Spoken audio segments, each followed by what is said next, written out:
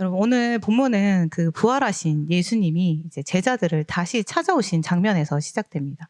근데 이 기쁜 만남을 좀 이야기하기 전에 우리가 먼저 한 남자의 좀 처절했던 그 밤을 좀 돌아봐야 할 것 같습니다. 바로 베드로인데요. 여러분, 예수님이 잡혀가시던 날 밤을 기억하시나요? 예수님은 베드로에게 닭이 울기 전 네가 나를 3번 부인할 것이라고 예언하셨습니다. 그러자 이제 베드로가 말하죠. 다른 사람은 다 그럴지 몰라도 저만큼은 절대 그럴 일 없다며 호언장담을 합니다. 말하자면 주님, 제 의리 모르시나요? 전 의리에 죽고 의리에 사는 사람입니다. 제 열정 보지 않으셨습니까? 아마 베드로의 목소리에는 이 자신감이 가득했을 것입니다. 하지만 그 결과는 우리가 아는 대로죠. 베드로는 자기의 목숨을 부지하기 위해서 예수님의 예언대로 예수님을 모른다고 3번이나 부인하고 말았습니다.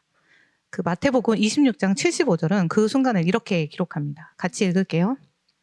이에 베드로가 예수의 말씀에 닭 울기 전에 네가 3번 나를 부인하리라 하심이 생각나서 밖에 나가서 심히 통곡하니라.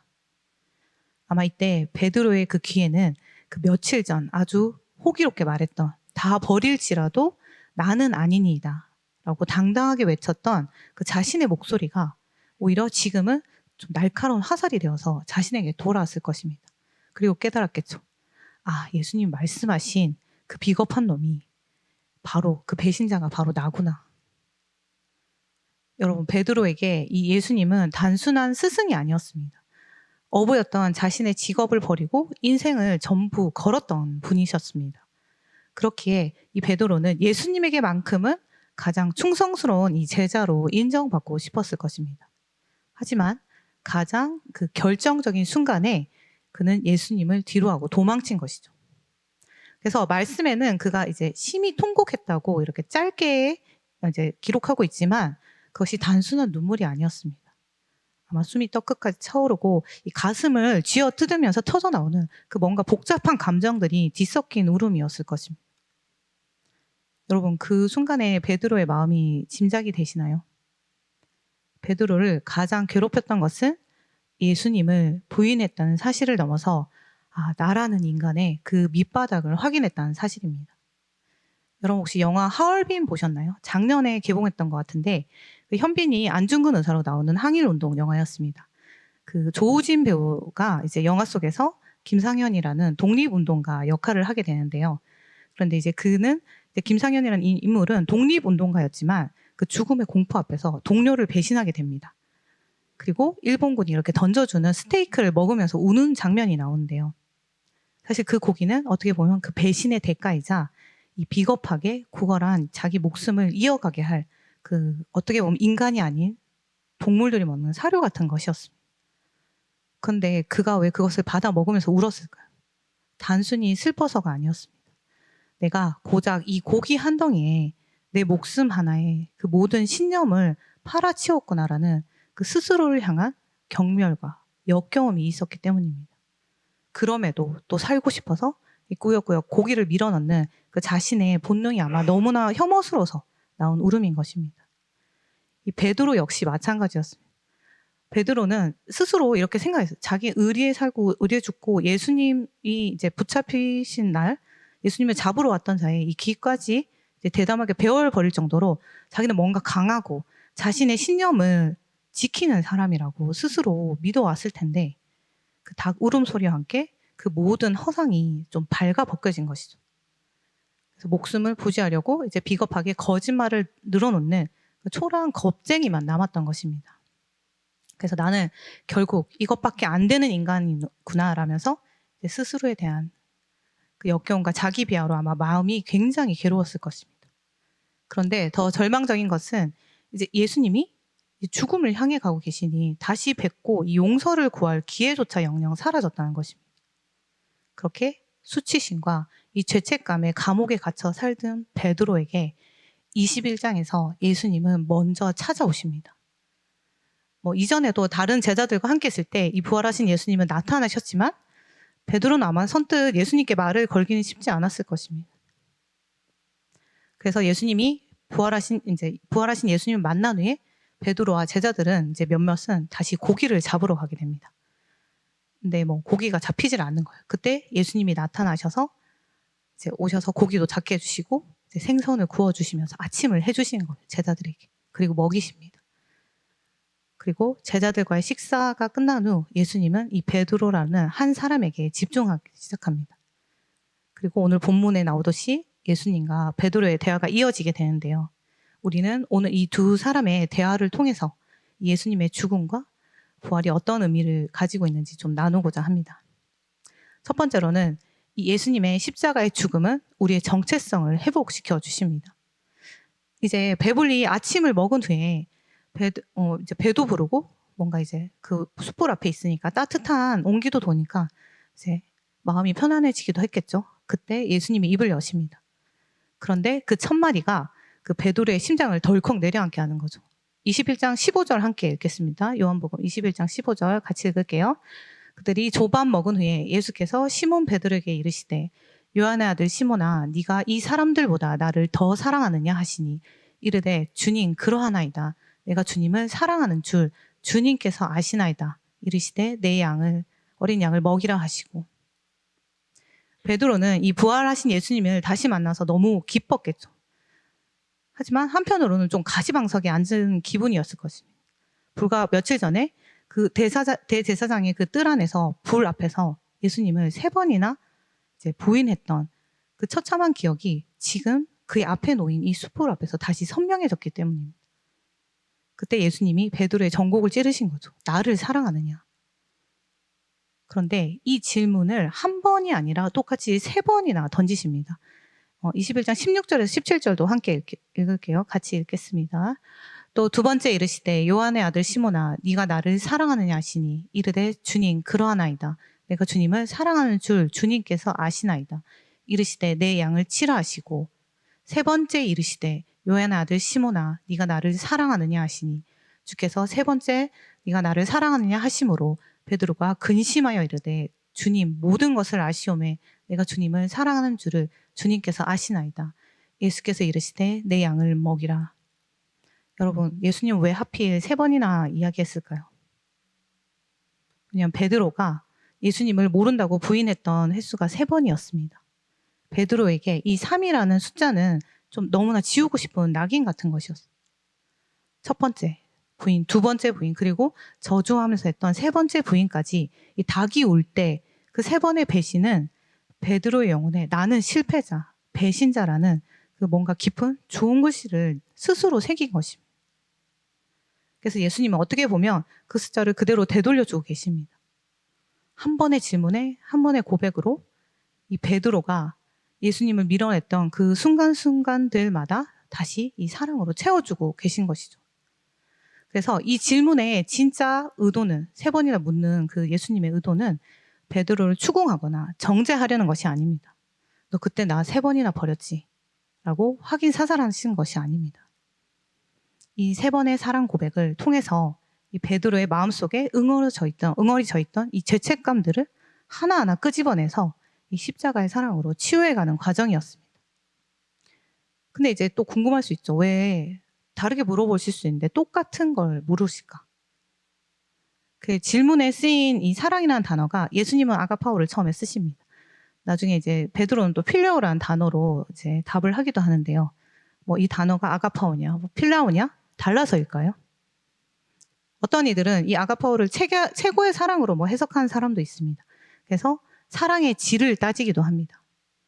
하지만 이 질문의 핵심은 그 어떤 종류의 사랑인가를 분석하는 데 있지 않습니다.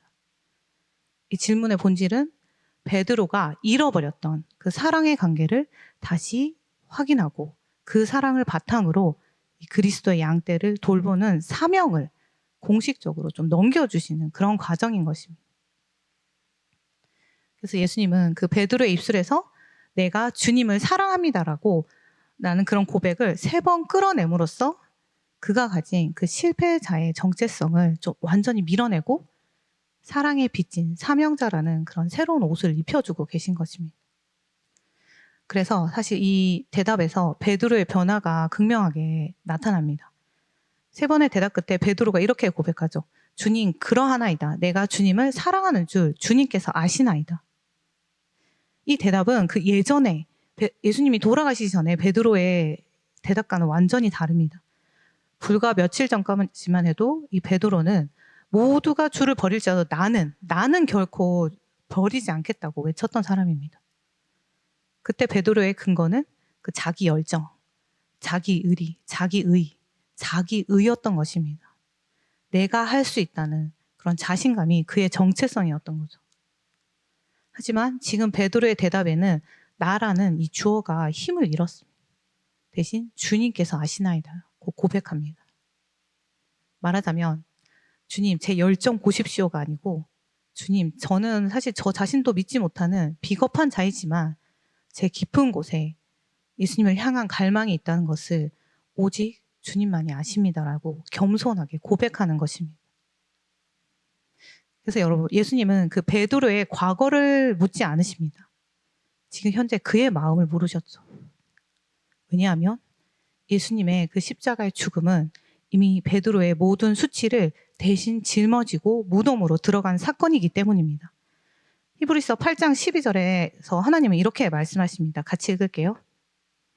내가 그들의 불의를 긍휼히 여기고 그들의 죄를 다시 기억하지 아니하리라 하셨느니라. 하나님께서 우리의 죄를 모르시는 것이 아니라 사랑하기 때문에 기억하지 않기로 선택하신 것입니다. 부활하신 예수님 앞에 선 베드로는 이제 실패자라는 과거가 아니라 사랑받는 하나님의 자녀라는 정체성으로 다시 회복된 것입니다. 이렇게 베드로의 마음이 회복된 과정 중에 곧바로 예수님은 한 가지 일을 맡기십니다. 내 어린 양을 먹이라. 여러분 예수님이 베드로가 이제 절대 실수 안 할 만큼 완벽해져서 이 일을 맡기셨을까요? 아닙니다. 베드로는 여전히 부족하지만 이 예수님의 십자가가 이미 모든 실수를 덮어버렸기 때문입니다. 그러니 이제 말로 증명하지 못했던 너의 그 사랑을 내 양을 돌봄으로써 증명하라는 것입니다. 그래서 진짜 회복은 단순히 상처가 낫는 것에서 끝나지 않는, 다시 누군가를 사랑하는 그 사명의 자리로 나아갈 때 완성되는 것입니다. 여러분 살다 보면 끊임없이 나를 괴롭히는 과거에 나가 있습니다. 나는 그때 그런 실수를 했지. 나는 하나님 앞에 이런 죄를 지었어라며 이 사단이 던지는 그 정죄의 목소리에 여전히 죄의 노예로 살고 계시지는 않습니까?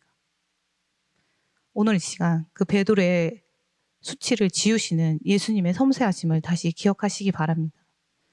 여러분의 과거의 실패는 2000년 전 십자가에서 예수님과 함께 이미 죽었습니다. 하나님조차 나는 이제 기억 안 난다라고 선언하신 여러분의 과거를 왜 여러분이 자꾸 꺼내서 스스로를 괴롭히십니까? 여러분의 과거는 십자가에 못 박혔습니다. 이제 그 사슬을 끊어버리시기 바랍니다. 그리고 예수님의 십자가가 여러분을 자유하게 하고 오늘부터 다시 시작할 힘을 주실 줄 믿습니다. 두 번째로 예수님의 부활은 우리의 사명을 완수하게 하십니다. 예수님은 이렇게 베드로의 그 정체성을 실패자에서 하나님의 자녀로 회복시키신 후에 아주 의미심장한 말씀을 하시는데요. 21장 18절에서 19절 말씀 함께 읽겠습니다. 같이 읽겠습니다. 내가 진실로 진실로 내게 이르노니 내가 젊어서는 스스로 띠뛰고 원하는 곳으로 다녔거니와 늙어서는 내 팔을 벌리리니 남이 내게 띠띠우고 원하지 아니하는 곳으로 데려가리라. 이 말씀을 하시면 베드로가 어떠한 죽음으로 하나님께 영광을 돌릴 것을 가르치심이로라. 이 말씀을 하시고 베드로에게 이르시되 나를 따르라 하시니. 지금 예수님은 이 사명을 이제 받은 베드로의 앞날이 어떻게 될지 예언하고 계신 것입니다. 바로 나중에 있을 그 베드로의 순교를 말하고 있는 거죠. 그리고 베드로에게 나를 따르라고 말하시죠. 근데 여러분 예수님이 베드로를 처음 부르셨을 때도 똑같은 말씀을 하셨어요. 마태복음 4장 18절에 19절 함께 읽을게요. 같이 읽겠습니다. 갈릴리 해변에 다니시다가 두 형제 곧 베드로라 하는 시몬과 그의 형제 안드레가 바다에 그물을 던지는 것을 보시니 그들은 어부라 말씀하시되 나를 따라오라 내가 너희를 사람을 낚는 어부가 되게 하리라 하시니. 나를 따라오라. 지금 예수님은 처음에도 지금도 베드로에게 나를 따르라고 말씀하십니다. 그런데 그때와 지금의 차이가 무엇일까요? 사실 처음 부름 받았을 때 베드로는 자기 열정으로 주님을 따랐습니다. 주님, 제가 예수님을 당신을 위해서라면 목숨도 버리겠습니다라고 큰 소리 쳤지만 정작 그 상황이 다가오자 그 예수님을 모른다 부인하며 숨기기 급급했습니다. 우리의 모습도 비슷하죠. 수련회 예배에서 은혜 받으면 뭐든 할 수 있을 것 같습니다. 이제 매일 기도하고 말씀 읽고 예수님 가시라고 하면 선교지도 가겠다. 예수님 위해서라면 죽을 수도 있다. 이런 생각도 하기도 하죠. 하지만 얼마 안 지나서 내 마음과 다른 나의 행동을 보면서 내 삶에서 모순을 느끼게 됩니다. 왜 그런가? 우리의 의지는 결코 이 죄의 유혹과 세상의 풍파를 이길 힘이 없기 때문입니다. 내 힘으로 예수님을 따르려고 하는 한 우리는 베드로처럼 넘어질 수밖에 없습니다. 그렇다면 그 겁쟁이였던 베드로는 어떻게 훗날 그 십자가에 거꾸로 매달려 순교하기까지 사명을 감당할 수 있었을까요? 우리는 그 답을 오늘 우리가 기념하는 그 예수님의 부활에서 찾을 수 있습니다. 여러분, 우리가 어떻게 감히 거룩하신 하나님의 영, 성령님과 함께 할 수 있게 되었나요? 죄인인 우리는 하나님과 도저히 하나 될 수 없었습니다. 이 죄라는 거대하고 높은 담이 하나님과 우리 사이를 가로막고 있었기 때문이죠. 하지만 예수님께서 십자가에서 죽으심으로 그 죄의 담을 완전히 허무셨고 부활하심으로 하나님과 우리 사이에 끊어졌던 다리를 다시 놓으셨습니다. 예수님께서 순종함으로 이루어진 이 십자가의 죽음과 부활 사건 덕분에 우리는 하나님과 다시 하나 될 수 있는 자격을 얻은 것입니다. 그 결과 부활하신 예수님께서 약속하신 성령이 비로소 우리 마음이라는 이 성전에 들어와 지금 여러분과 저와 영원히 함께 거할 수 있게 된 것입니다. 그래서 베드로가 끝까지 사명을 감당하며 순교할 수 있었던 비결은 그의 의지가 갑자기 강해져서가 아닙니다. 바로 십자가와 부활로 인해 그 하나가 되신 성령님이 그를 붙드셨기 때문입니다. 내 힘이 빠지고 내 자신감이 빠지고 내 의가 빠져서 내 안에 성령님이 이끄시는 삶을 살 때 우리는 비로소 끝까지 예수님을 따를 수 있는 것입니다. 왜냐하면 내 안에 계신 성령님께서 그 능력을 주시기 때문입니다. 저도 마찬가지입니다. 제가 2022년에 목사님께서 청년부를 세운부를 세우시고 처음에 맡기셨어요. 그래서 처음에는 정말 제 힘으로 뭔가 잘해보려고 했던 것 같습니다. 좋은 분위기를 만들어 보고 싶었고 뭔가 내 힘으로 세운부가 하나 되게 하려고 애썼던 것 같습니다. 하지만 그렇게 해서 결국 경험한 것이 번아웃이었어요. 어떻게 보면 내가 그린 청년부를 만들려고 애썼던 것 같습니다. 그리고 그렇게 할 수 있다는 그 오만함이 내 안에 있었습니다. 그렇게 한번 이제 청년부 사역을 내려놓고 이제 다시 작년에 이 세운부를 맡게 되었을 때는 내려놓는 연습을 하기 시작했습니다. 뭔가 내가 그리는 모습이 나오지 않아도 그리고 그럴 때마다 내가 뭔가 잘못하고 있는 건 아닌가? 내가 뭔가 실패자가 되는 건 아닌가? 하는 생각이 들 때마다 이 성령님께 기도하며 대적하며 하나님이 그리시는 그 세운부가 이루어져 가기를 기대하며 따라가는 연습을 지금도 하고 있습니다. 여러분, 예수님 믿는 거 힘들다. 하나님 말씀대로 살아야지 결단하지만 왜 작심삼일인 것 같이 느껴질까 하고 고민할 때가 많습니다. 내 힘으로 하려면 힘듭니다, 여러분. 예수님께서 오늘 우리에게 나를 따르라고 하시는 것은 네가 악착같이 버텨서 나를 쫓아오라는 뜻이 아닙니다. 예수님의 죽음과 부활로 나와 하나 된 성령님께 도움을 구하며 그 능력을 신뢰하며 한 걸음씩 내디디라는 그런 초청인 것입니다. 그럼 여러분의 약함을 인정하십시오. 학업이든 직장에서든 가정에서든 무력감을 느끼며 계속해서 좌절되고 실패하는 느낌을 받을 수 있습니다. 하지만 그것조차도 인정하십시오. 그리고 주님, 제 힘으로는 불가능합니다. 하지만 예수님의 부활로 제 안에 오신 성령님은 가능하십니다라고 고백하시기 바랍니다. 이제 말씀을 맺겠습니다. 부활하신 예수님은 베드로가 그저 실패자의 그 프레임에 갇혀 살도록 내버려 두지 않으셨습니다. 예수님 먼저 사랑으로 베드로를 찾아오셨고 그의 무너진 정체성을 회복시켜서 다시 사명자로 부르셨습니다. 여러분, 우리가 정말 두려워해야 될 것이 무엇일까요? 뭐 한 번의 실수나 여러 번의 실수 아니면 반복되는 실패일까요? 아닙니다. 우리는 우리의 그 실패를 기억하며 자책할 것이 아니라 오히려 그 실패를 들고 주님께 나아가지 않은 그 회개 없음을 슬퍼해야 합니다. 사단이 끊임없이 우리에게 너는 실패자야, 자격 없어, 그러니 숨어버려라고 속삭이지만 그 거짓말에 속아서 예수님의 손을 놓아버리고 거부하는 것이야말로 진짜 비극인 것입니다. 우리가 베드로를 위대하다고 했던 이유는 그가 완벽해서가 아닙니다. 자신의 밑바닥을 인정하며 심히 통곡했고 다시 찾아오신 예수님의 식탁 앞에 염치불구하고 앉았기 때문입니다. 그때 예수님은 그런 베드로에게 너 왜 그랬니라고 묻지 않으셨어요. 대신 와서 이 밥을 먹어 라고 따뜻하게 베드로의 깨어진 마음부터 만져주셨습니다. 오늘 제목이 죽음을 이긴 사랑 나를 찾아오다입니다. 예수님의 사랑은 이 말뿐인 위로가 아닙니다. 우리의 모든 실패와 수치 그리고 영적인 죽음마저 남김없이 씻어내시고 우리의 정체성을 완전히 바꾼 그런 실제적인 능력입니다. 그 거대한 사랑이 오늘 여러분의 그 실패의 자리로, 그 번아웃의 자리로 직접 걸어 들어오셨습니다. 예수님 여러분에게 네가 찾아와라고 그런 숙제 같은 것을 주지 않으십니다. 그 사랑이 먼저 여러분을 찾아오셨습니다. 그리고 베드로에게 말씀하셨죠. 네가 나를 사랑하느냐?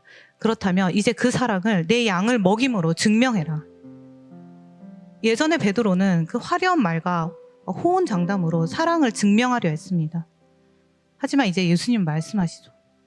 말로만 하는 충성이 필요한 것이 아니라 네 곁에 있는 가장 연약한 이들을 돌보는 것으로, 그들을 사랑하는 것으로 나에 대한 너의 진심을 보여달라고 이야기하시는 것입니다. 여러분, 오늘 베드로의 이야기는 단순한 회복의 이야기가 아닙니다. 허세로 가득 찬 자기 의를 벗어던지고 오직 성령님의 인도하심을 따라 나선 한 사람의 전환점입니다. 이제 우리에게도 이 동일한 기회가 주어졌습니다. 예수님의 죽음과 부활을 통해서 이 진리의 영이신 성령님이 우리와 하나 되셨습니다. 내 의지는 오늘 밤에도 무너질 수 있습니다. 하지만 내 안에 계신 성령님은 결코 포기하지 않으십니다. 그렇다면 이제 여러분은 예수님을 향한 여러분의 사랑을 어떻게 증명하시겠습니까? 예수님께서는 자신의 십자가를 지시고 우리를 향한 사랑을 증명하셨는데 여러분의 십자가는 이제 어디로 향하겠습니까? 예수님 여러분에게 내 양을 먹이라고 하십니다. 그것이 무언가 거창하고 대단한 것이 아닙니다. 여러분이 넘어졌던 그 자리, 여러분의 도움이 필요한 사람들, 여러분이 살아가는 그 일상의 현장이 바로 예수님이 맡기신 사명의 자리입니다. 그곳에서 사랑을 증명하십시오. 이번 한 주도 그 실패의 기억에 더 이상 머물러 있지 말고 죽음을 이긴 사랑으로 오늘 나를 찾아오신 예수 그리스도의 손을 잡읍시다. 그리고 주님, 제 힘으로는 불가능합니다. 하지만 죽음을 이기고 내 안에 오신 성령님은 가능하십니다라고 겸손히 고백하며 각자의 삶의 현장에서 그 사랑을 증명하며 나아가는 한 주가 되시길 예수님의 이름으로 축복합니다.